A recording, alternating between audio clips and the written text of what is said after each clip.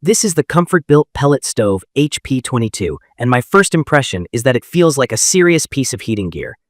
The body is heavy-gauge steel, the door latch has a confident clunk, and the big bay window is the kind of glass that makes you want to sit and stare at the flame. The footprint is substantial at about 25 inches deep by 24 inches wide by 32.5 inches high, but it still looks clean and modern enough to blend in. I went in skeptical about pellet stoves in general, mostly about noise, maintenance, and whether the heat would feel real. After living with this one, I have a clearer view of what it does well and where you'll need to be hands-on. Key features that matter most to me are the heat output, the controls, and the maintenance design. You'll see two different heat numbers published. Some pages claim 50,000 BTU, but certified sheets list 41,000 BTU. BTU is just a simple way to describe how much heat it can push out per hour. From my experience, the stove throws a lot of air and gets a large area warm fast. In my 1900 to 2000 square foot layout, it comfortably takes over as the main heat when temps are mild to chilly, and it still meaningfully supports the furnace when it's below freezing. Comfortbilt markets it up to 2,800 square feet in mild conditions, and I read that as best-case scenario with good insulation.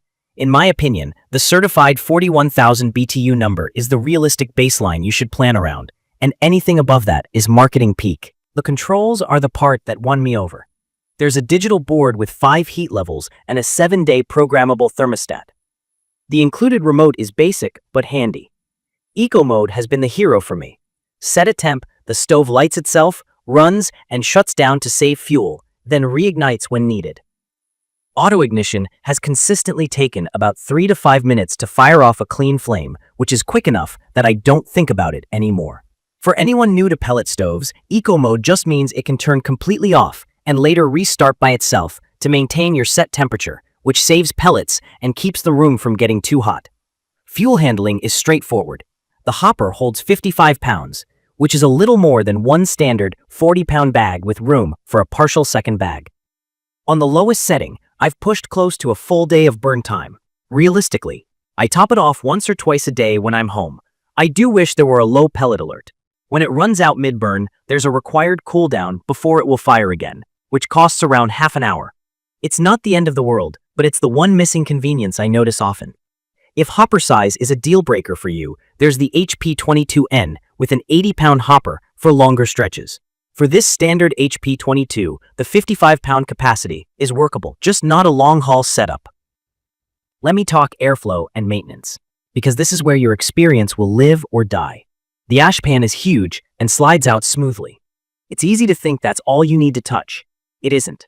The burn pot, which is the small metal cup where pellets actually burn, needs frequent attention. Ash and mineral clumps called clinkers can block the little air holes in the pot. When that happens, the stove can overfeed pellets, smother the fire, or fail to ignite cleanly. From my experience, a quick routine of lifting the burn pot, dumping it, scraping it, and clearing the holes with a small tool every hopper fill keeps everything happy. It takes a couple minutes. When I skipped it, the flame got lazy and the glass started to haze faster, and once I got a low heat warning, since making that a habit, the flame has been reliably bright and the glass stays surprisingly clean, thanks to the air wash that pushes air down along the window. If you're new to pellet stoves, airflow is the whole game. Clear burn potholes, a clear exhaust path, and a clean heat exchanger are what keep the burn efficient and the startups reliable. The HP22 helps with a simple scraper rod that you work in and out to knock ash off the heat exchange tubes.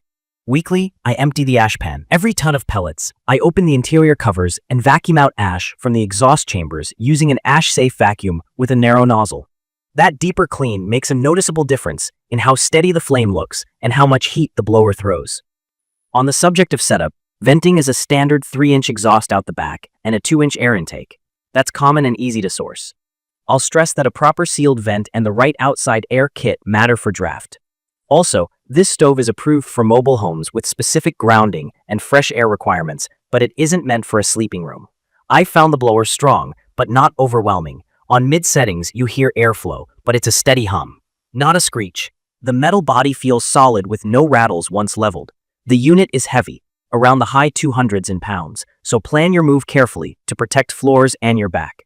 A few quirks to keep in mind. There's a known split in published efficiency numbers, anywhere from about 70% on some listings up to 80% plus on certified sheets.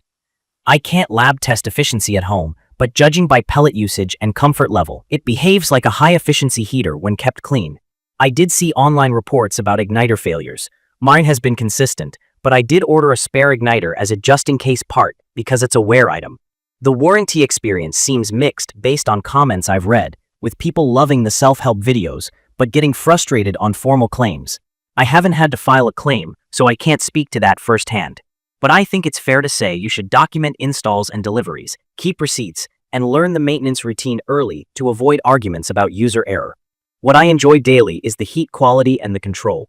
The room warms evenly, the fan spreads heat quickly, and the flame is easy to watch through the big glass when it's running.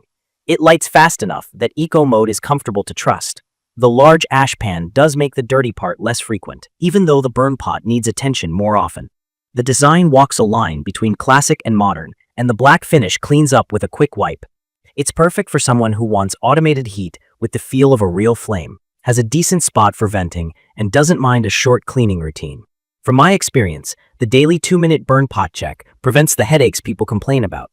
If you want true all-day, no-touch operation, I'd recommend this for folks who can step up to the HP22N with the 80-pound hopper, or anyone comfortable topping off pellets in the morning and evening. For a moderate to large space with reasonable insulation, this model holds its own. Let me translate a couple of terms for beginners. The hopper is just the pellet storage bin on top. The burn pot is where the pellets ignite and burn. The auger is a corkscrew that feeds pellets from the hopper into the burn pot on a timed cycle. Clinkers are hard chunks that form from impurities in some pellets. They block air and need to be scraped out. Keeping these basics in mind makes this stove straightforward to live with. In my opinion, the HP22 delivers strong, controllable heat and a friendly user experience, as long as you respect the airflow and cleaning routine. The BTU and efficiency numbers floating around can be confusing, but the real-world heat is there.